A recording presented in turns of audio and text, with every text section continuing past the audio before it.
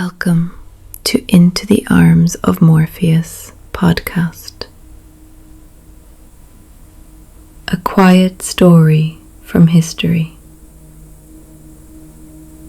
Tonight, the deepest place. Close your eyes. Go down. The surface of the ocean is far above you now. It was not far above you when you started. At the surface, the water was warm and blue and full of light. The light of the sun coming down through it in long, shifting columns, bending as it went, changing colour as the depth increased. First the reds went, absorbed by the water almost immediately. The world below the surface became blue-green in the first 10 meters. Then deeper, just blue. Then the blue began to darken, slowly, the light becoming less sufficient, until somewhere around 200 meters, it was not really light anymore, but a memory of light. A faint blue glow that suggested day above, without providing any of its illumination. Below that, nothing. You have been descending for a long time now. The light is long gone.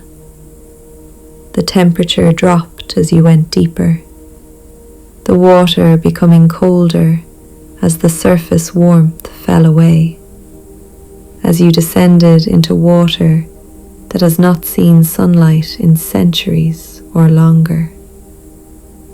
The pressure increased with every meter, steadily, without drama, the weight of the water above accumulating. You are in the deep ocean now. Not the middle depths, not the twilight zone, much deeper than either of those, deeper than almost anywhere on earth. You are in the Mariana Trench, in the western Pacific Ocean, east of the Philippines and south of Japan. A long, curved depression in the floor of the Pacific, where two immense sections of the Earth's crust have been pressing against each other for millions of years, one sliding beneath the other, creating the deepest place on the surface of our planet. The deepest place on Earth. The Mariana Trench is very long and very deep. It stretches for roughly 2,500 kilometers across the floor of the Western Pacific, longer than the distance from one end of Europe to the other. It is not uniformly deep. Along its length, the depth varies, deepening in some sections and shallowing in others, following the geology of the two plates that created it and continue to shape it. At its deepest point, in a section called the Challenger Deep, the water reaches a depth that defies ordinary comparison. 11 kilometers. More than 11 kilometers of water above the floor. If you placed the highest mountain on Earth at the bottom of the Challenger Deep, the summit of that mountain would still be more than 2 kilometers below the surface of the Pacific.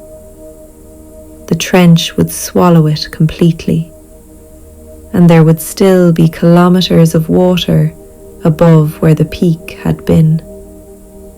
This is a depth that is genuinely difficult to hold in the mind.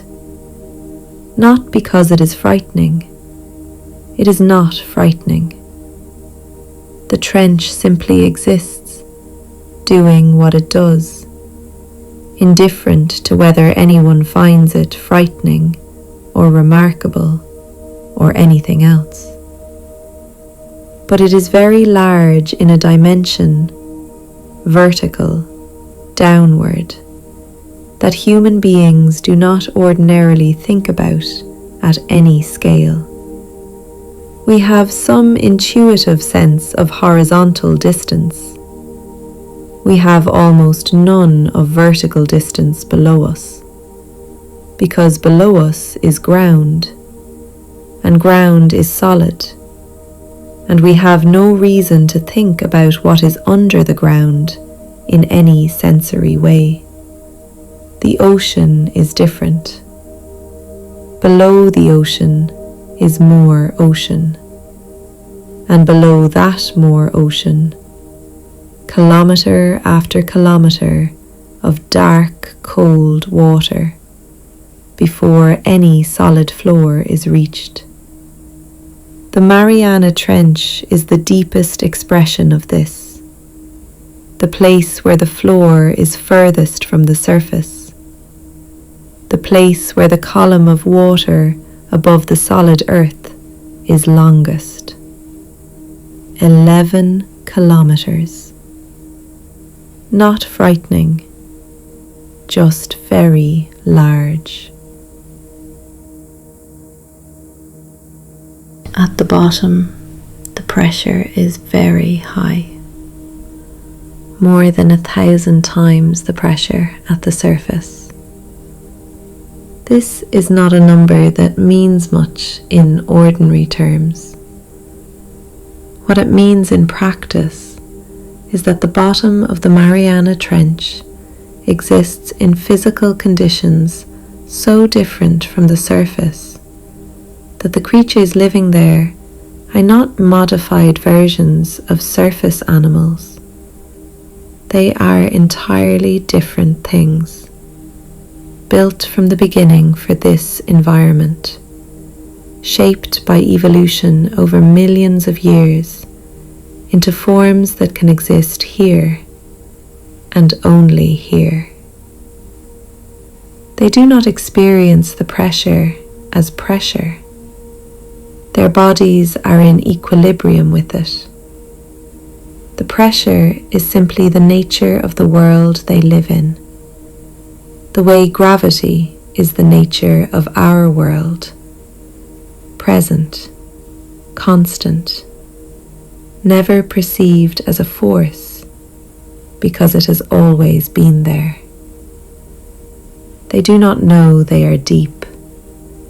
They simply live in the water that surrounds them, moving slowly in the dark, drifting, waiting in the way that all deep-sea creatures wait, with a patience that has no concept of impatience, because at this depth, time moves differently, or perhaps does not move in any sense that an animal not adapted to this place would recognize. Some of them carry light, bioluminescence, cold chemical light, shaped by millions of years of evolution for a world where no light comes from above. Small blue-green points of it, attached to stalks or dangled on long filaments, used to lure prey in the dark or to signal others of the same species. Not warm light, not the light of fire or sun, just light in the dark, moving very slowly. Most of what lives at the bottom of the Mariana Trench has never been seen. The trench is too long and too wide and too deep for more than a small fraction of it to have been observed. Creatures that have evolved here over millions of years in complete darkness may exist in forms we have not yet encountered. They live their entire lives in this dark and this cold, in what to them is simply the world, moving through it slowly, in the particular unhurried way of things that live where there is no light to mark the passing of time. Very few people have been to the bottom of the Mariana Trench. The first were two men in January of 1960 in a small submersible called the Trieste. The vessel had been designed specifically for deep dives, a pressurized sphere for the crew suspended beneath a large float filled with petrol, which was lighter than seawater and provided the buoyancy needed to descend slowly and return. The descent took nearly 5 hours. They descended through layers, the blue twilight zone, then the complete dark of the midnight zone, then deeper still, through water that had never been disturbed by anything larger than a deep-sea fish, toward a floor that no person had ever seen. When they arrived, they sat at the bottom for about 20 minutes. They reported that it was very quiet, that the sediment on the floor was pale and soft, undisturbed, the kind of sediment that settles so slowly that the layers are measured in centuries per millimeter. That through the porthole they could see only a small circle of the floor, lit by their lights, and beyond it, nothing but dark. They left footprints in the sediment when the Trieste settled to the floor. Those footprints are still there. No current reaches this depth to disturb them. No creature large enough to displace sediment passes over them. They simply remain in the pale, soft floor of the Challenger Deep, exactly as they were left on the 23rd of January, 1960. Two small impressions in the oldest, most undisturbed sediment on Earth, left by two human beings who spent 20 minutes at the bottom of the ocean and then ascended back into the world. Since then, a handful of other vehicles have reached the bottom. A robotic probe, a submersible carrying a filmmaker who descended alone. Each visit measured in hours, covering a tiny area of the floor, leaving the trench almost exactly as it was found.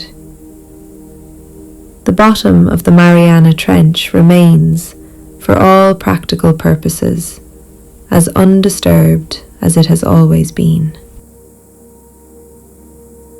The water at the bottom is very cold, close to freezing. Not quite, because the salt content of seawater depresses its freezing point below that of freshwater, but close. A temperature that is not far above what water becomes before it turns to ice. This cold has been here for a very long time. The water at the bottom of the deep ocean is old water. Water that sank from the surface in polar regions thousands of years ago.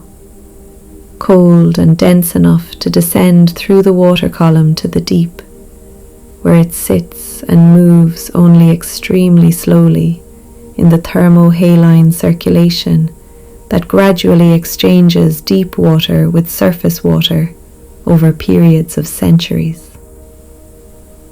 The water here now may have last been at the surface before most of the civilizations whose histories we know had begun. It was at the surface once, and it cooled, and it sank, and it has been down here since. It carries in it something of the world as it was then, the particular chemical signature of an ocean and an atmosphere that existed long before anyone was measuring either, the temperature of an older world. A cold that has nothing to do with seasons or weather or wind or anything happening 11 kilometers above at the surface. The seasons do not reach here. The storms that move across the Pacific surface, raising waves and churning the upper layers, produce effects that are completely undetectable at this depth. The surface of the ocean is a busy and turbulent and constantly changing place. The bottom of the trench is none of those things. The cold is simply there, has been there, will be there, steady, unchanging, patient in the way that only very deep and very cold things are patient, not with any intention of patience, but because nothing disturbs them, and so nothing changes, and so time accumulates differently. A year at the bottom of the Mariana Trench looks exactly like the previous year. A century looks like the previous century. The sediment layer is infinitesimally thicker. Everything else is the same. Sound behaves strangely in the deep ocean. At a certain depth, roughly a kilometer below the surface, there is a layer in the ocean where the conditions of temperature and pressure combine to create a channel in which sound travels exceptionally well. Sound waves entering this channel from above or below are bent back into it by the gradients of temperature and pressure on either side, and they travel through the channel for enormous distances without losing much of their energy. This layer is called the SOFAR channel, sound fixing and ranging. It was discovered by naval researchers during the Second World War, who noticed that certain sounds seem to carry impossibly far through the ocean. Whales use it. Some species of whale, singing in one part of the Pacific, can be heard by other whales thousands of kilometers away, their songs traveling through the SOFAR channel for hours, maintaining a conversation across an entire ocean basin. At the very bottom of the Mariana Trench, below the SOFAR channel, no such communication is possible. The geometry is wrong. The trench is too deep, too far below the channel for its sound conducting properties to be relevant. There are no whales here in any case. The whales, like almost everything large and warm-blooded, exist in the shallower parts of the ocean where there is enough food to sustain them. At the bottom, there is only the very slow movement of the water itself, the drift of particles, the occasional passage of something small and light-bearing through the dark, a creature moving from one part of the floor to another in search of whatever it is searching for, its bioluminescence briefly illuminating a tiny circle of sediment and then passing on. And then silence again. A silence that is different from surface silence. On land, in the quietest places, there is still air. Air that carries sound, that allows even very quiet things to be heard. Here there is only water. Dense, cold, deep water. It is not silence in the way a quiet room is silent. It is the absence of anything that would make a sound a person could hear. In water that has been this undisturbed for this long. Just the floor. Just the cold. Just the dark.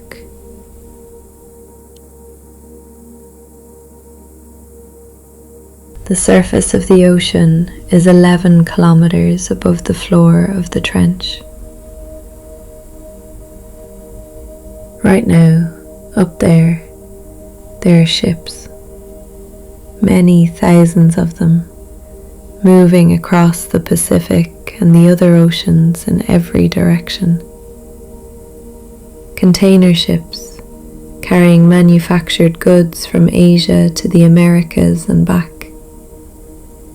Tankers heavy with oil, bulk carriers loaded with grain or iron ore or coal, passenger vessels, research ships, fishing fleets, all of them moving on the very thin surface of the water, the skin between the air above and everything below. None of them is aware of the trench beneath them in any practical sense. Ships do not navigate around it. There is no reason to. It is 11 kilometers below them, and the surface is the surface, and what is at the bottom is simply what is at the bottom. The ships cross the Pacific the same way, whether the Mariana Trench is beneath them, or 3 kilometers of ordinary sea floor. The depth below makes no difference to the crossing, but the depth is there. The ocean is mostly empty space.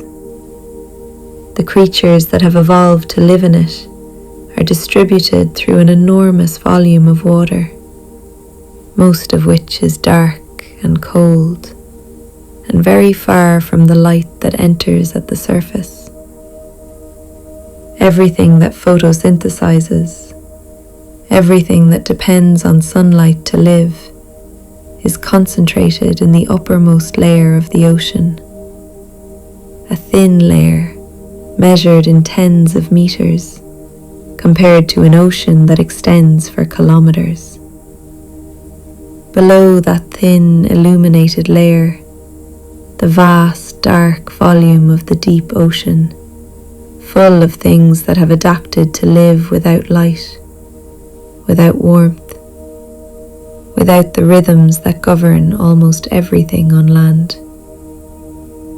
We who live on land and who cross the ocean on its surface occupy a thin layer at the very top of all of this. We barely touch the ocean. We skim across it, on the boundary between it and the air above, and the depth below us is simply the depth below us. Present, real, enormous, and almost entirely unknown. And below, the rest of it continues, quietly, in the dark. The sediment at the bottom is a record. Each thin layer laid down over a period of time, The deepest layers are the oldest, far older than anything we think of as history, older than our species, older than the landscape of the world as we know it. Scientists who study these sediment cores can read in them the history of the Pacific, the history of the climate, the history of the creatures that lived in the ocean above this floor and whose remains drifted down when they died. A single centimetre of sediment can represent thousands of years of falling. It is still falling now.